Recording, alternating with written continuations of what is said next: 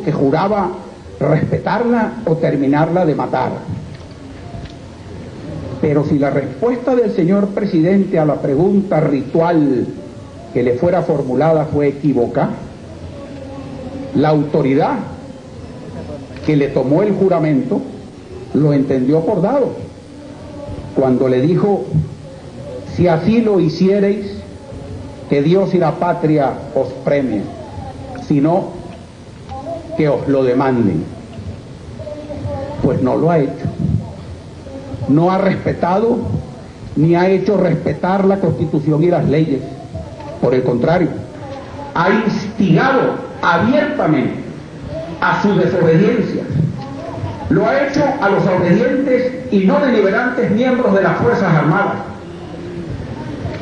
Y como Dios anda muy ocupado en cosas más importantes, y la patria somos todos y no es nadie, alguien se lo debe demandar. Alguien. Hace 3 días, en su condición de comandante en jefe de las Fuerzas Armadas, el presidente violó su juramento constitucional de respetar y sostener la Constitución y las leyes, cuando promovió a 33 oficiales de las Fuerzas Armadas, cuyo ascenso había sido expresamente negado por el Senado de la República en legítimo ejercicio de su atribución establecida en el ordinal quinto del artículo 150 de la Constitución.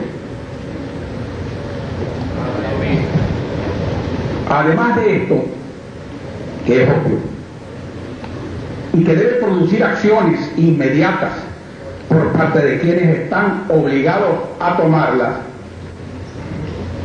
lo que el presidente Hugo Chávez está haciendo con las Fuerzas Armadas, legal, paralegal, metalegal o ilegal, va a llevar a la destrucción de una de las instituciones de mayor prestigio de la sociedad venezolana.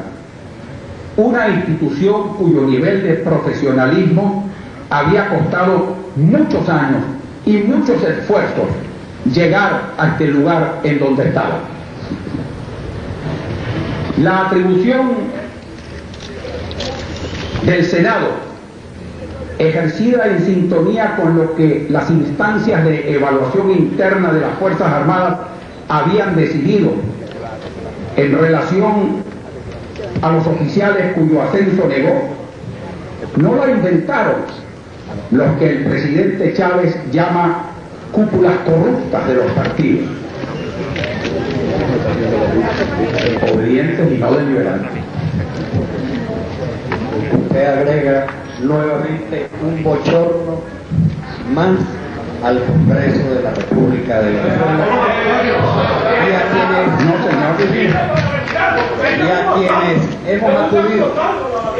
y a quienes hemos acudido a este salón en el día de más alta significación de la patria. Pero los responsables directos de este bochorno, ustedes saben perfectamente bien quiénes son.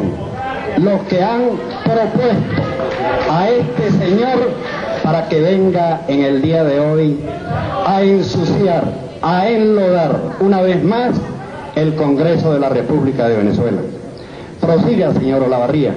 Señor presidente, déjeme ilustrarlo, que el primero que propuso y lo introdujo en la Constitución que presentó al Congreso de Angostura la facultad del Senado de autorizar los ascensos fue Simón Bolívar.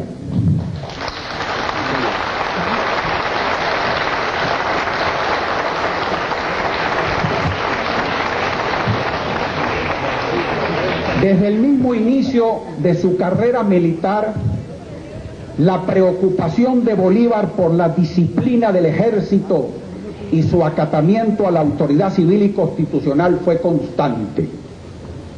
En 1813, después de la exitosa campaña guerrillera del Magdalena y de haber tomado Cúcuta, Bolívar se vio impedido de pasar a Venezuela por la actitud del coronel Castillo, a quien se le había nombrado como su segundo, y quien alegaba que Bolívar no podía legalmente llevar las tropas granadinas más allá de la frontera. Bolívar acató esto y se dirigió al Congreso de la Unión en solicitud del permiso correspondiente. Pero como se hizo evidente que la actitud de Castillo era obstruccionista y no legalista, Bolívar le escribió al presidente de la Unión: más que un raciocinio táctico o estratégico o político de la campaña que pensaba iniciar en Venezuela, le formula una declaración de principio extremadamente importante. Le dice: no hay Estado beligerante sin ejército y no hay ejército sin disciplina.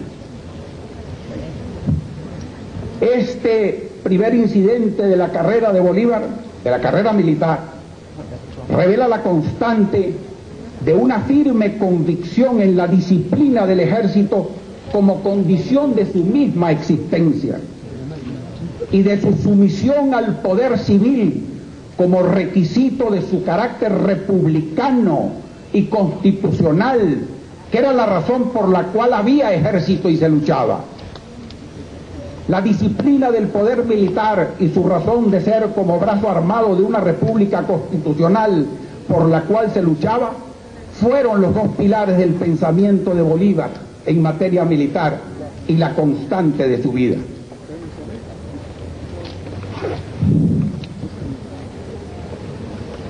Tras la conquista de Angostura y la instalación del Congreso en 1819, Bolívar presentó el proyecto de Constitución, en el cual, por primera vez en la historia constitucional de Venezuela, se le atribuyó al Senado la facultad de aprobar los ascensos militares en estos términos.